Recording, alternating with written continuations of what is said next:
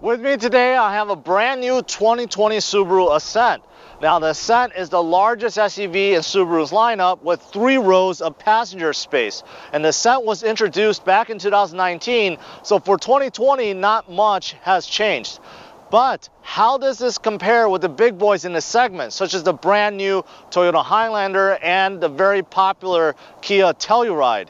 Well, in this review video, learn everything there is to know about this brand new Ascent, so you can decide if it is the right SUV for you. Stay tuned. I want to give a big shout out to the Auto Barn Subaru in Countryside. They made this video possible, so if you're in the market for a brand new or used Subaru, then definitely check out this dealership. Their URL is on the screen and in the description below. Starting with the outside, the Ascent definitely takes cues from the rest of the Subaru lineup. The front end is dominated by that familiar octagon grille, and the headlights are shaped the same as the Forester and the Outback. On higher trims, there's LED steering responsive headlights and LED fog lights. On lower trims, there's projector beam halogen headlights.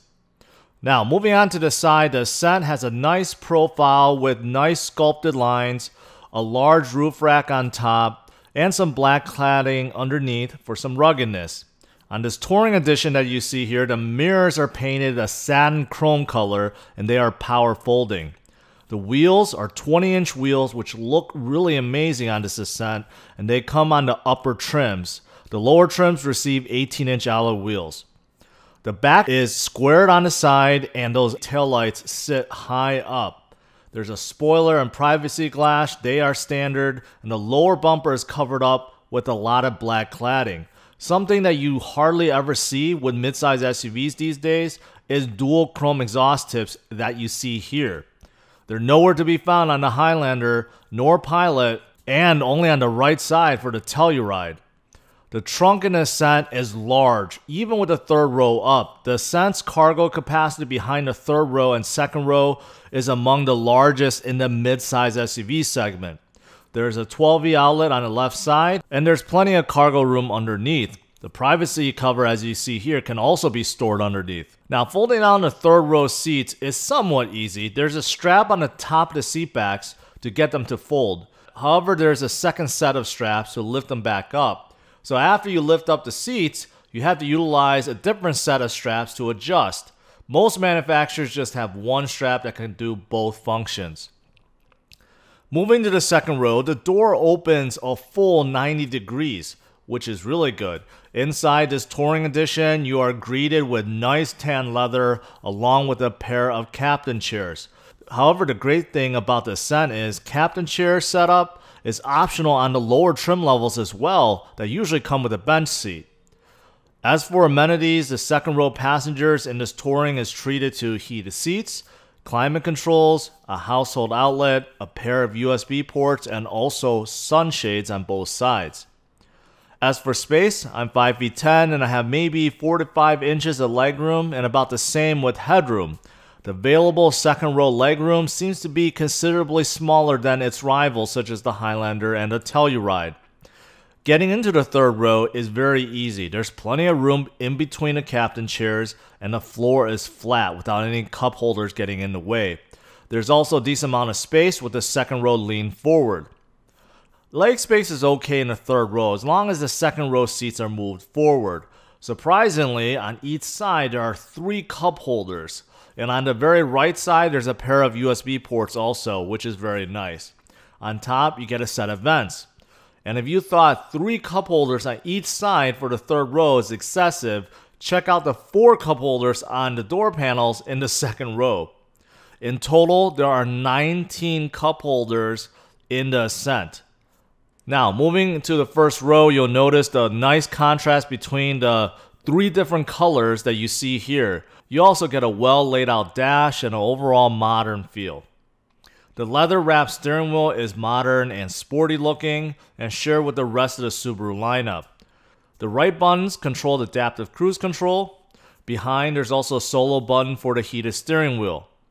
The left buttons control volume, scrolling, voice control, and phone controls. And underneath, there are buttons for navigating the info screen in the gauge cluster. Left of the steering wheel, you have buttons for the power tailgate, dome lights, height adjustment for the tailgate, and dimming controlling. Also a few buttons for the traction control and blind spot alerting. On the door, you have 2 memory seat settings, auto up and down window features for just the front passengers.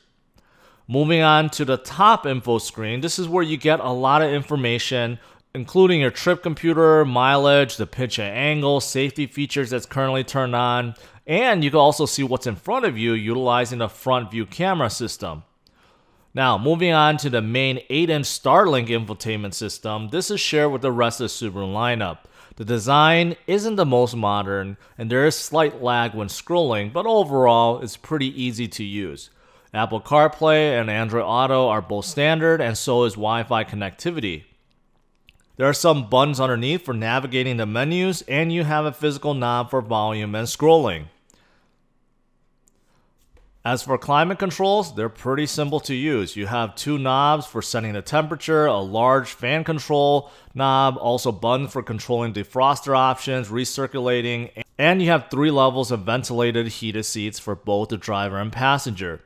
Underneath, you have a pair of USB ports covered up by covers that seem like they will rip off any time, an aux port, AVH, which is auto vehicle hold, and X mode, which tunes the engine, throttle, and all-wheel drive system for maximum traction in case of snow and off-road situations. There's also a traditional shifter with manual shifting, but you do get paddle shifters, which is nice. There's a button for a parking brake, pair of cup holders, and you get a huge bin underneath the center armrest. On top, you have homelink buttons, a dual-purpose sunglass holder and rearview mirror. Finally, controls for lights, some safety features, and a large panoramic sunroof. As for the engine, there's only one. It's a 2.4-liter turbocharged boxer engine pushing 260 horsepower and 277 pound-feet of torque. It is mated to a CVT transmission mimicking an 8-speed auto. Symmetrical all-wheel drive is standard. Alright, let's go for a drive. Let's see how this Ascent is on the road. So first impression is it's very Subaru-like in here. And that's because it reminds me of the other Subarus I've tested, like the Outback, the Legacy, the Forester, the Crosstrek. Very familiar look, right? And that's not necessarily a bad thing, because there are some things that I really like. For example, the steering wheel. This is shared across all Subarus, and you know what? This is a good steering wheel. It has a modern look, sporty look, it feels good, and it works well. So this is definitely a positive. Same thing with the gauge cluster. I like that little info screen, how it gives you extra information about your car, what's going on, and it's not cluttered into the main screen. Now, another thing that reminds me of the other Subarus is the fact that it's very quiet in here. I'm already going up to speed over 50 miles per hour. There's no road noise. Slight wind noise coming through the windows, slight, but overall it's a very quiet ride. I don't really hear the cars passing by that much either, so that is also very nice. Now, in terms of driving position, seating position, visibility, excellent in here. I mean, this is a midsize SUV. Not only does it sit high off the ground, 8.7 inches of ground clearance, the seats themselves are pretty high up in the cabin. So this definitely gives you a more commanding view than, say, a Forester or Outback. You do sit pretty high up, and I do enjoy that. Now, visibility is great. The windows are nice and large. The door panels are pretty low, too, so you can see well over them. The front windshield is huge, and the back window is also very big for a midsize SUV. And what Subaru did, that's kind of genius, is made the third row headrest fold all the way down where it's flush to the seat back, so it doesn't block your visibility at all, and that's great. The one little caveat that I would say is that kind of hinders this perfect visibility is the hood. The hood is actually kind of high, and in the middle it bulges up. So to be able to see well past the hood, you have to like sit like this, which then makes me feel like I'm sitting too high up. So that's the one little caveat where I can't say for sure that I could see well over it. I can see over it, not well over it. So that's the only thing. But overall, driving position, visibility, right, is excellent. And I do enjoy this very much. Now, I already mentioned the steering wheel. What about steering feel? That's where I'm a little mixed. It is very precise. So if I do this, you know, even small playing the steering wheel, I do feel this Ascent move. But unfortunately, it just feels very vague to me. Like I'm not connected to this car at all. It's definitely electronic steering. In terms of heft, it's like an artificial heft to it. So I'm kind of conflicted. Subarus normally, especially like in a WRX, Ascent, you know, Outback, I felt like the steering was more connected, that I felt more in control. This one just feels more vague to me. There's a lot of things I like about this cabin, and a lot of things that I feel like is out of place. Starting with just the three-tone color, not even two-tone, three-tone color. I think that looks good. The black with this tan or dark tan seats, and also the light tan leather, right? This three-tone setup actually looks pretty good to me. I like that. What I don't like is this fake wood trim that's in the door panels and in the shifter area. That just looks out of place. If that was, I don't know, replaced with something else, I think it would look a little better. I think this whole infotainment design, the dual screen setup, I like that. I think the dual screen setup works really well. In other Subarus that have this, it works really well. I like this better than a gigantic 11-inch screen one that's in some Subarus. But what I don't like is this infotainment screen itself, how it functions. It does have the latest Apple CarPlay, Android Auto, but this is a little laggy. The interface doesn't, it's not as modern as some of its competitors, right? And the buttons layout, the knobs and buttons, some places just doesn't really belong. It belongs in a cheaper, less expensive Subaru, but on something like this that's nearing $50,000, I feel like it could be better. Same thing with things like the covers for the USB ports. They just look like they're just go like rip off any second. I think those things could be done better. And the shifter area. The shifter area reminds me, you know, of a Toyota shifter. That's, you know, that was designed 20 years ago. So I think the shifter area, though it's a traditional shifter I like, the shifter area I think could look better.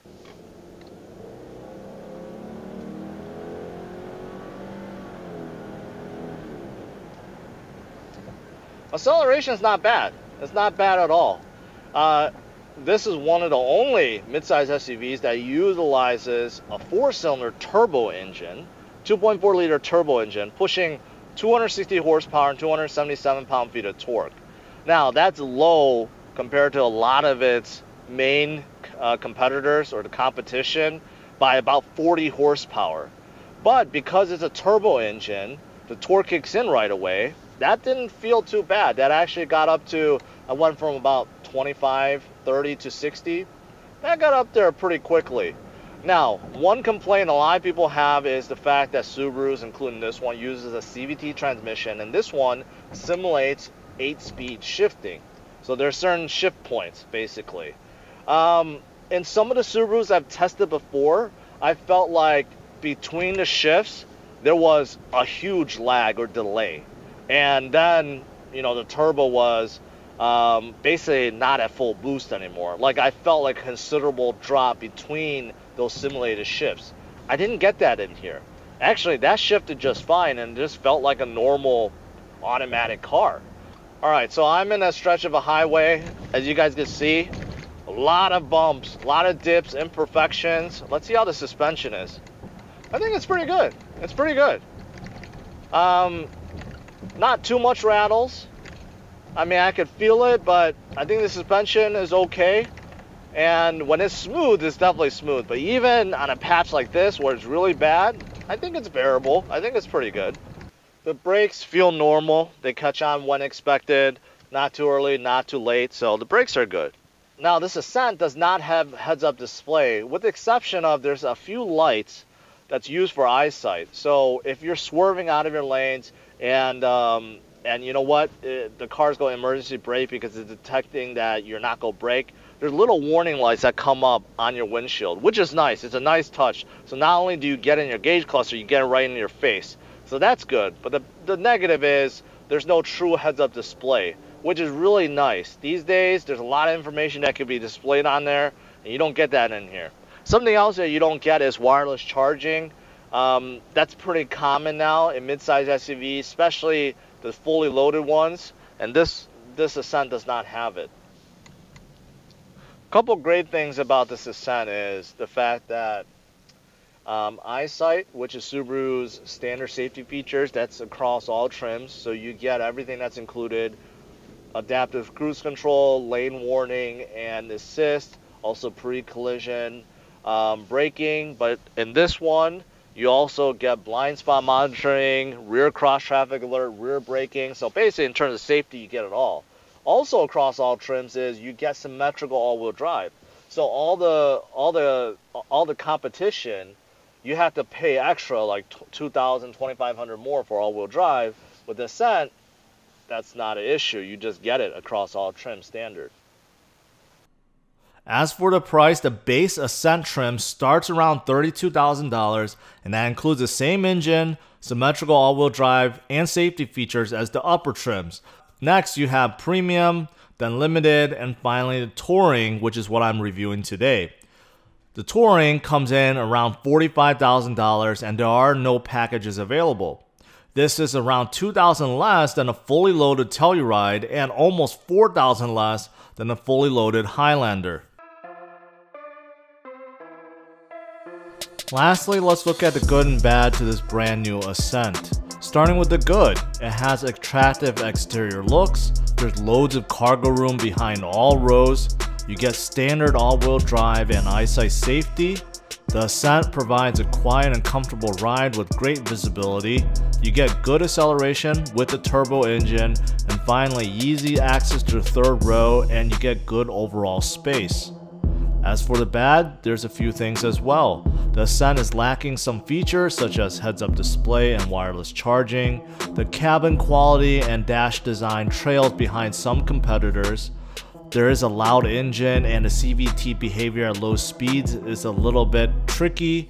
And lastly, the infotainment interface is a bit laggy. The Ascent is the jack of all trades, master of none in the midsize SUV category. It's not the best at any one thing, but it pretty much does everything well. The Ascent is a great SUV that meets the need of most families, and I'm giving it an overall score of 100. And if you want to see how this compares with its peers, check out driversonlyrankings.com. Thanks for watching, guys. Make sure you hit the like, subscribe to the channel, and check out these other videos.